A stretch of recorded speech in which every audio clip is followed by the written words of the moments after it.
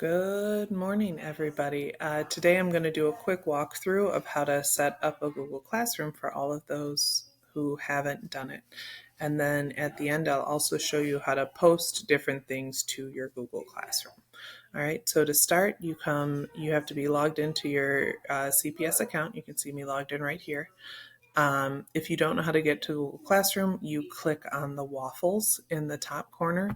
You click on them and Google Classrooms is right there. So I'm already in that screen. So to make a new class, I click this plus button and then I tell it to create a class if I haven't made one. So I do create class and then I type in the name. So I'm going to call it practice class.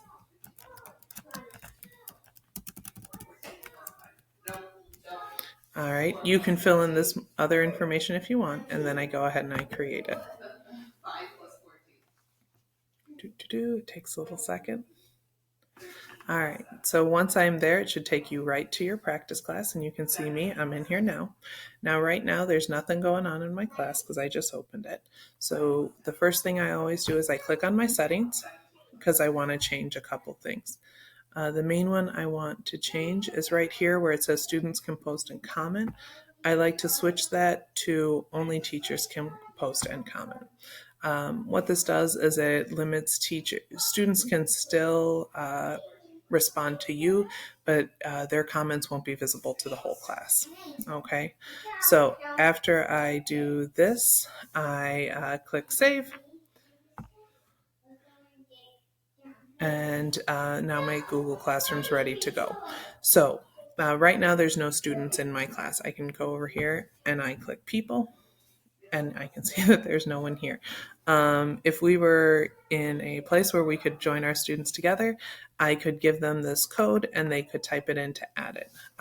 Because our students are also distance learning, I find it easier to add them. So I click plus and then I can invite students. So if you have a student, you can just start typing their names. And as long as they are inside of the CPS network, they'll pop up. You will see invite show up for everybody. And once you're done, you can put more than one in at a time. You click invite and it'll automatically show up inside of their classroom feeds. If your students have never used Google Classroom, you might need to give them a little bit of a heads up on how to do that. If you don't know where to pull a list of your students' email addresses, you can get them from Rapid Identity. All right, so now how to use Google Classroom. So I use mostly the Classworks tab. So up in the top, there's 4 options for teachers, grades, people, classwork, and stream. I use the Classwork tab. So to add a new assignment, I click plus, and then it gives me the options. Today I'm just going to talk about assignments. The other ones are pretty self-explanatory. Quiz will give you an option. It'll walk you through how to make a quiz on here. Question poses just a question. Material is very similar to assignment, except students can't respond to it. And reuse post, you can pull things from other classes or this class and just post it again. So when I click on assignment, what's going to happen is it's going to pop up this nice little box. I give it a title, so we can call it practice assignment. All right, I can write my instructions here. Answer the questions.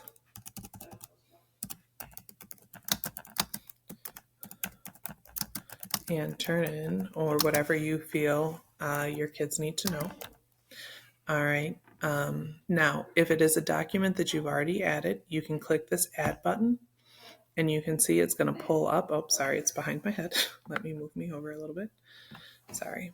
When I click this, if it is I encourage you to use the Google Docs and Google Slides to post on this. You can click here and it will open up your drive.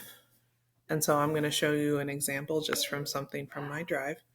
So inside of here, I could go, takes it a second. All right, I'm not going to do my my tax returns, but I could do my embed code. So I know this is a Google thing because, right, this is the symbol for docs. So I click on Tanner embed codes and I tell it add, and it's going to show up here. This is important where it says students can view file. If I leave it like this, kids can see the file, but they can't make any changes on it. It's locked to them. If I choose students can edit file, the whole class is going to be working in the same document. I don't encourage that unless you have done this before with your students and they are good at following the expectations. For most things that I want kids to edit, I do make a copy for each student. So what that means is if Sally is in my class, she's going to get an assignment that says Sally and then the title of my document, which is Tanner Embed Codes. So it would say Sally dash Tanner Embed Codes. Johnny's would say Johnny dash Tanner Embed Codes. And each kid has their own. From here, you can also do plus create. So, and you have the same option. So if I wanted to create a doc, I could click that. It would pop me into a new screen. I could type the questions or materials I want in there. Same with slides. All right. Then I come over here. If I have more than one class, you can see I do. I could check all the classes that I want to assign it to. And then with one post, it'll assign it to all of them. You can change the points that's due, and I encourage you giving a due date because if you give it a due date, it's going to show up in the student's to-do feed. It doesn't lock the assignments once the action's done. So if I said it's due tomorrow, it's going to show up on the kids' papers that it is due tomorrow. And then when I'm done, I go ahead and I click assign. All right, and once I've done that, takes it a second.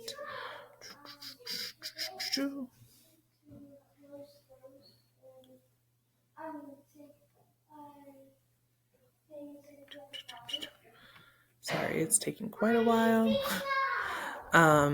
But once it's done, it'll show up in that feed for the class. All right, and that's how you post and make a Google Classroom. Good luck, and please let me know if you have any questions.